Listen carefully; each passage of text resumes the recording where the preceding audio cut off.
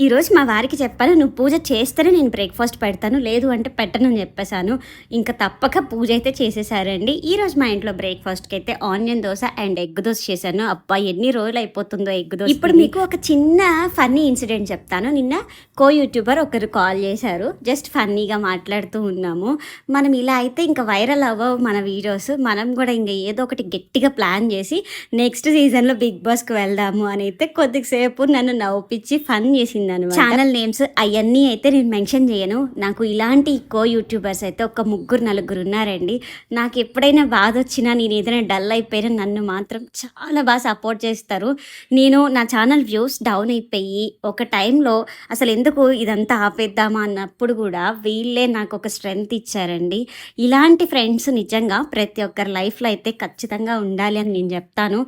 వాళ్ళు హెల్ప్ చేసినా చేయకపోయినా జస్ట్ ఒక మాట సాయం చేస్తే చాలండి.